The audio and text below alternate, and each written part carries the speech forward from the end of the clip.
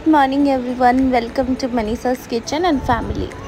এটা হচ্ছে দীঘাতে ডে 1। আমরা এখন হোটেলে আছি আর এই দিকটাতে হচ্ছে সমুদ্রটা, আর এই যে এই দিকটায় রাতুল কার সাথে ফোনে কথা বলছে। আর এই যে জানলাটা, এটা তো আপনাদেরকে কালকে রাত্রিবেলাতেই আমি দেখিয়েছিলাম।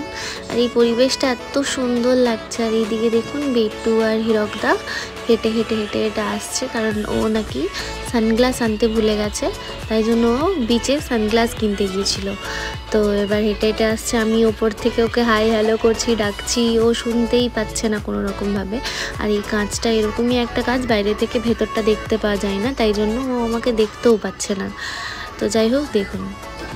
আর এই যে আমাদের মহারানী ভিক্টোরিয়া হেঁটে বেড়াচ্ছেন, ভাবছেন যে কোথায় উনি চলে এসেছেন।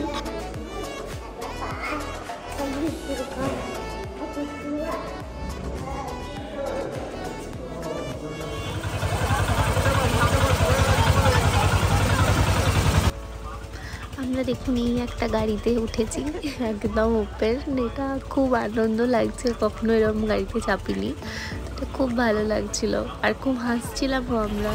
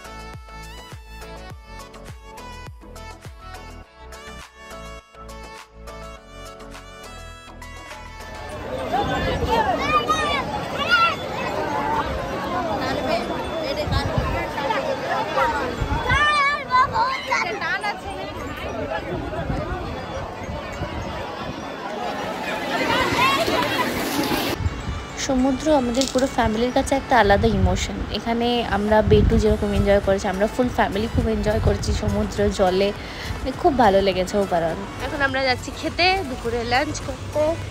ওই যে দিদি ভাইরা,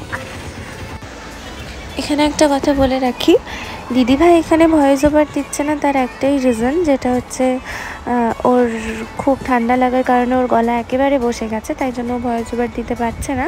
তো ও বললো তুই এখন কয়েকটা ভিডিও তুই তোর ভয়েসে দিয়ে দে, তারপর আমি যখন একটু সুস্থ হয়ে যাব তারপর আমি ভয়েস ওভার দেবো। তো তাই জন্য আমার এই ভিডিওগুলোতে ভয়েস ওভার আমি নিজে দিচ্ছি, ও একটু সুস্থ হয়ে গেলে তারপর থেকে ওই ভয়েস ওভার দেবে। এখানে বসে আমরা ভালো করে খাওয়া দাওয়া করতে পারি। এরপর আমরা তালসারি আর তালসারি আর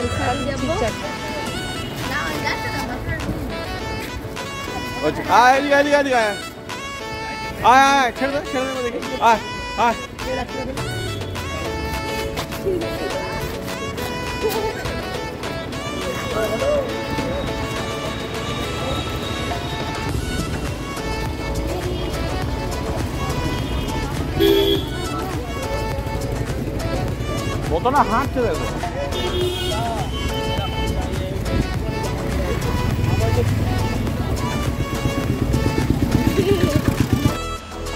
এই যে আমাদের পাকা বুড়ি নিজেই বলছে চলে যাবার, এখানে বাবাকে বোঝাচ্ছে যে হোটেলে কোথায়, কোন হোটেলে খাবেন আপনারা, আমাদের হোটেলে খাবার ভালো। তো এরকম সবাই ধরছে এখন। আর এই যে ছোটি চলে এসেছে রেস্টুরেন্টে, এবার আমরা এখানে খাওয়া দাওয়া কমপ্লিট করে তারপরে ভাবছি যে ঘুরতে যাব। তো চলুন আমরা এখন খেয়ে নিই। আর এই যে মহারানী, এই যে আমাদের খাওয়া দাওয়া কমপ্লিট হয়ে গেছে, এবার আমরা রুমে এসে একটু ফ্রেশ হয়ে আবার বেরিয়ে পড়বো। আছি তালসারি, বালাসোর, ওড়িশা। এই রাস্তাটা দেখে মনে হচ্ছে একেবারে সমতল, এটা কিন্তু একদমই না, এই রাস্তাটা এতটা পরিমাণে ডাউন। ওঠার সময় বুঝতে পেরেছিলাম যে খুব কষ্ট হচ্ছিল। এই যে ওই দূরে সমুদ্র, আর এখানে সমস্ত জিনিসপত্র বসেছিল, এইখানে আইসক্রিম শীতকালেও, আর এই যে বেতের সমস্ত জিনিসপত্র, চীনা মাটির জিনিসপত্র, তারপর আরও অনেক টুকিটাকি জিনিস সব।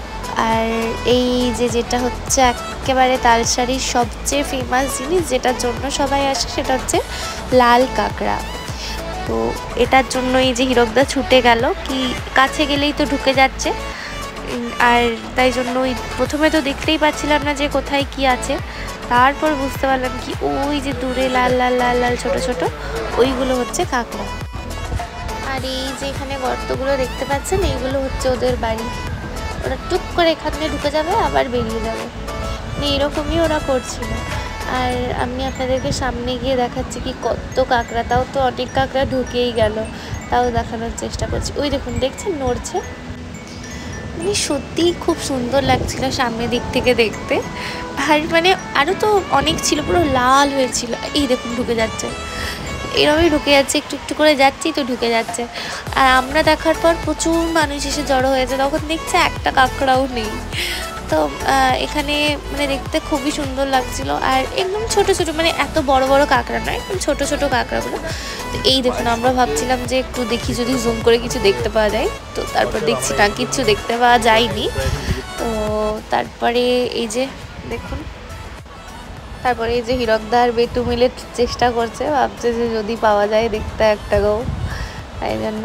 কিন্তু ওরা এতটাই ভেতরে ঢুকে যায় যে এদেরকে দেখতে পাওয়া মানে সত্যিই মুশকিল। এরা একটা গর্তে ঢুকে অন্য গর্ত দিয়ে বেরিয়ে যায়, আর অনেক বড়, তো ভয়ও লাগছিল যদি হাতে কুট করে কামড়িয়ে দেয়, তো সেটার জন্য যাই হোক, কামড়িয়ে দিলে তো জ্বর চলে আসবে। তারপর আবার বেটু আবার একটা কি কোথা থেকে জোগাড় করে এনেছে, দিয়ে বলেছে যে এটা বাবা, এদেরকে আমি দেখবো, বার কর। হীরকদা বারণ করছিল, বলছিল না একেবারেই না, এরকম করে কাউকে ডিস্টার্ব করা তো উচিত নয়। তারপর বেটু বলছে না আমাকে একটু দেখাও।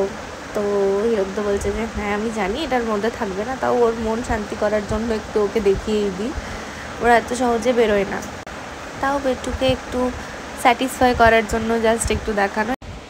আর এই যে এখানে চলছে ফটো সেশন, এই ফটোগুলো আপনাদেরকে দেখিয়ে দেবো আমি।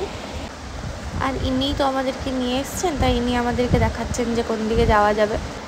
আর এই যে হচ্ছে বাবা মেয়ের মধ্যে ভালোবাসা, কতটা বিশ্বাস থাকলে এরকমভাবে হেসে প্রাণ খুলে এনজয় করা যায়।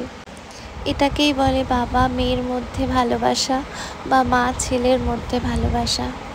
বাবার চেয়ে ভরসা কেউ যেরকম দিতে পারে না, মায়ের চেয়ে আদর সেরকম কেউ দিতে পারে না। আর বাবা মায়ের ভালোবাসার কাছে পৃথিবীর যে কোনো ভালোবাসা ফিকে হয়ে যায়।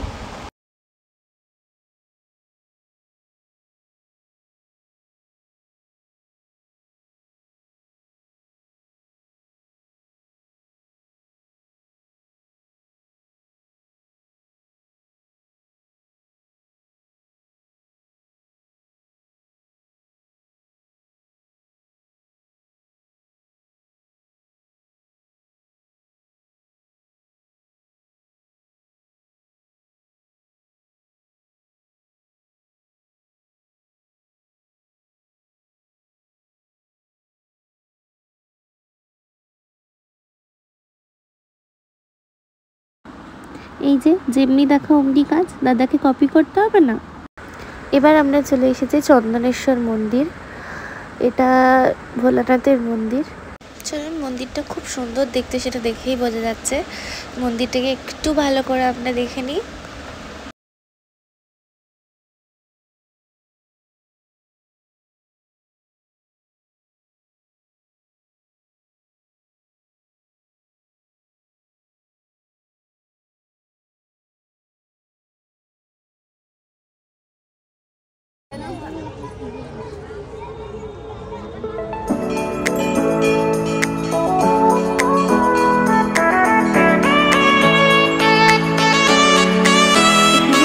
প্রে করছে যাতে ওর মনস্কামনা পূর্ণ হয়, তো আমিও চেয়েছি। আর এটা খুবই জাগ্রত একটা মন্দির, যেখানে সত্যিকারেরই মনস্কামনা পূর্ণ হয় যদি মন থেকে কেউ চায় তবেই।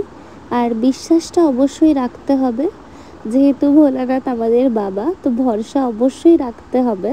শুধু ভোলানাথের জন্য বলছি না, যে কোনো ভগবানকে আপনি মন থেকে চাইবেন, উনি দেখবেন আপনার সাথে সব সময় আছেন। তো দেখুন এই মন্দিরে অনেকগুলো নন্দীদেব আছে। তো আমরা সবাই জানি যে ভোলানাথের বাহন হচ্ছে নন্দীদেব। তো হঠাৎ ঘুরতে ঘুরতে আমার চোখে পড়লো এখানে একটা আশ্চর্যজনক জিনিস আমরা দেখতে পেলাম। এই দেখুন যে আমরা নন্দীদেবের পাশেই দেখছি মানে অরিজিনাল একটা নন্দী দাঁড়িয়ে আছে। তো মানে সত্যি একটা আশ্চর্যজনক জিনিস, আমার মন ছুঁয়ে গেছে। আমার সত্যি এত ভক্তি আসছিল যেখানে আমি কোনো ভাষা এখনো খুঁজে পাচ্ছি না যখন ভিডিওটা আমি দেখছি। দেখুন আমরা উদয়পুরে ওই দূরে দেখুন একটা বাইক, ওরে বাপ,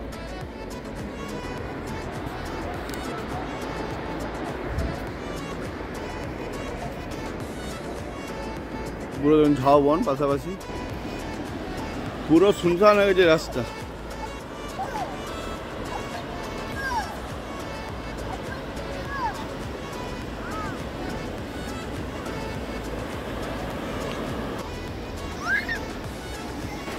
দেখুন একদম পুরো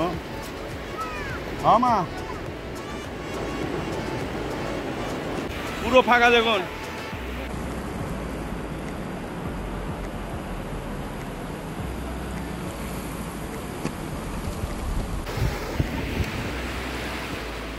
আমাদের এটা এই মুহূর্তে লাস্ট ট্রিপ, জায়গাটা মানে উদয়পুর বিচ। তো তার জন্য পল্লবী স্পেশাল ও এনেছে পেয়ারা মাখা, কয়েদ তেল মাখা আর মুড়ি, আর একটা মিক্সচার খাওয়া হয়ে গেছে। আমরা এত নাচানাচির পরও তারপরও হয়রান হয়নি, সবার চাপে আবার বেরোতে হলো ওল্ড দীঘা। ওখানে যেয়ে পরে ঘুরে টুরে জিনিসপত্র কিনে পেট সেবা করে তারপরে আর সকালবেলা আবার প্ল্যানিং গুলো কালকে দেখতে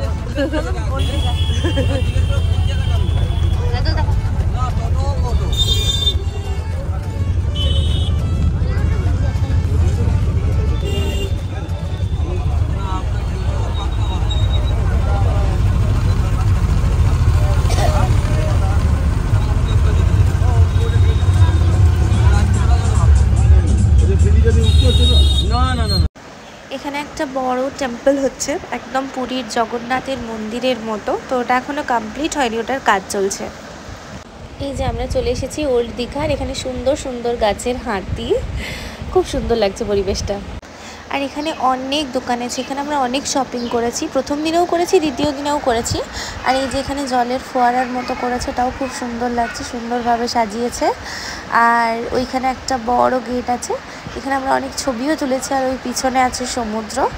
তো আমরা এখানে একটু ঘুরে টুরে তারপরে শপিং করে তারপর গেছিলাম বাড়ি। তো দেখতে থাকুন।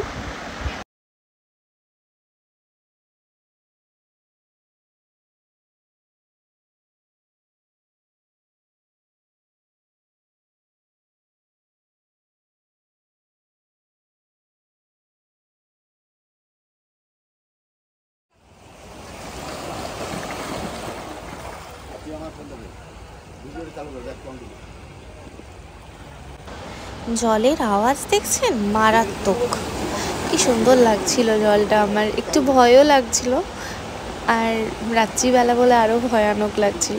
এটা হচ্ছে অরিজিনাল, এগুলো হচ্ছে অরিজিনাল মুক্তা, এটা হচ্ছে ঝিনুকটা। তাহলে কোন ডিজাইনটা দিয়ে দিতে বলতো আপনার? ফাইনালি আমরা চলে এসেছি ডিনার করতে। তো এবার আমরা ডিনার করে তারপরে নিজেদের রুমে চলে যাব হোটেলে, তারপর ওখান থেকে আবার পরের দিনের প্ল্যান। তো যাই হোক, কে কী খাচ্ছে আমি জানি না, বিটু তো মাস্ট বিরিয়ানি খাবেই। আর আমি এখানে এই ভিডিও রেকর্ড করেছি এটার জন্য, যে দাদা কি সুন্দর স্টাইলভাবে রুটি বানাচ্ছে এটা দেখানোর জন্য। একটু প্রতিবার সব জায়গায়, কোনো জায়গায়ও এমন নেই যেখানেও বিরিয়ানি খায়নি। আমরা এখন দিদি ভাই আর হিরকদার জন্য ওয়েট করে আছি। আমি এখানে বললাম যে দিদি ভাইদের জন্য ওয়েট করছি, আর ঠিক তখনই ওরা চলে এসেছে। ওরা এই কারণেই পরে এসছে, আমরা ডিরেক্টলি খেতে ঢুকেছিলাম। ওই ছোটি ঘুম থেকে উঠে গেছিলো বলে ওরা আর দুজনে আলাদা চলে এসেছিলো আগে, তারপর ঠান্ডায় কাঁপতে কাঁপতে এসেছে দিদিভাই। এবার আমরা খাবার টাবার খেয়ে রেস্ট করবো। কত ব্যাগ, এত ব্যাগ কিনেছি আমরা।